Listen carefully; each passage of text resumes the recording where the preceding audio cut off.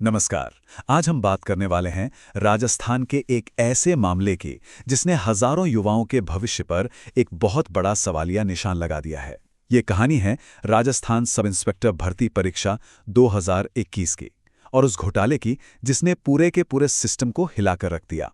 तो चलिए इस पूरे मामले की परतें खोलते तो देखिए, सबसे पहली और सबसे बड़ी खबर, राजस्थान हाईकोर्ट ने 2021 में हुई सब इंस्पेक्टर भर्ती परीक्षा को पूरी तरह से रद्द कर दिया है। जी हां, बिल्कुल सही सुना आपने।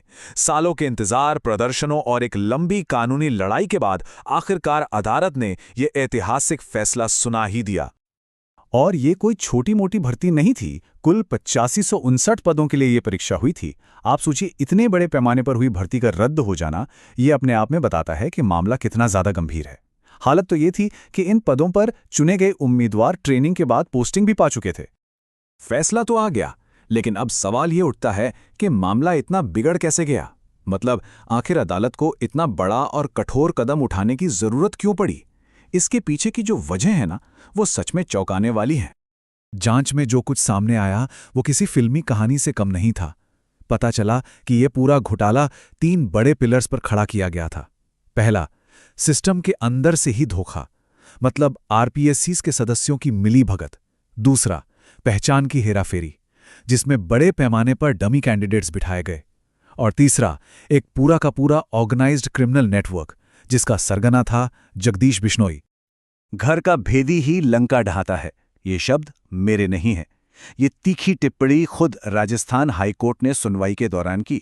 जरा सोचिए, जब सिस्टम की रक्षा करने वाले ही उसे अंदर से खोखला करने लगे तो भरोसा बचेगा कहां?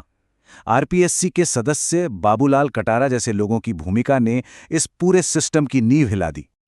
पर यह धांधली आखिर हुई कितनी बड़ी थी? जांच में जो अंदाजा सामने आया वो तो होश उड़ाने वाला है। आरोप ये हैं कि 50% से भी ज्यादा, जी हां, 50% से ज्यादा सफल उम्मीदवार फर्जी तरीकों से पास हुए। ये कल्पना करना भी मुश्किल है कि आधे से ज्यादा थानेदार शायद गलत तरीके से चुने गए थे। अब देखिए, ये फैसला सुनाना अदालत के लिए भी कोई आसान काम नहीं था।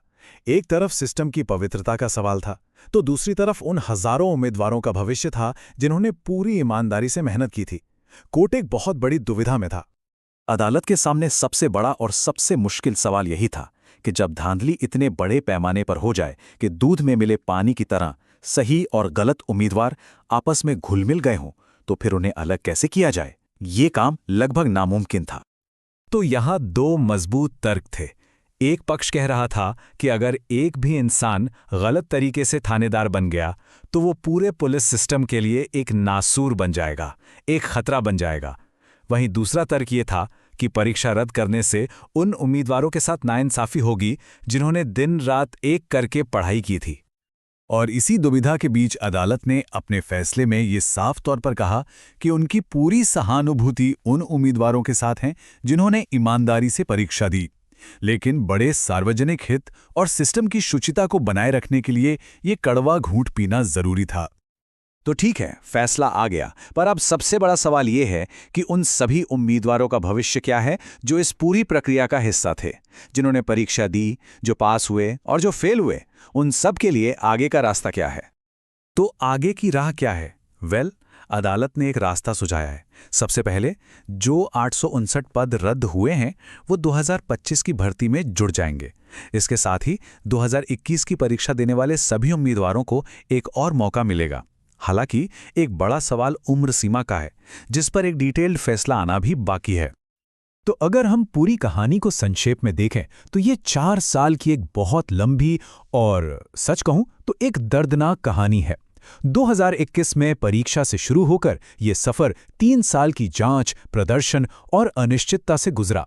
2024 में जाकर फैसला आया और अब सभी की निगाहें 2025 में एक नई और निष्पक्ष शुरुआत पर टिकी हैं। और आखिर में ये फैसला सिर्फ एक परीक्षा के रद्द होने की खबर नहीं है, ये अपने पीछे एक बहुत बड़ा सवाल छोड़ जाता है। क्या यह ऐतिहासिक फैसला हमारे देश में भर्ती परीक्षाओं के पूरे सिस्टम में एक बड़े सुधार की नींव रखेगा? इसका जवाब ही ये तय करेगा कि भविष्य में किसी और मेहनती उम्मीदवार के साथ ऐसा अन्याय दोबारा ना हो।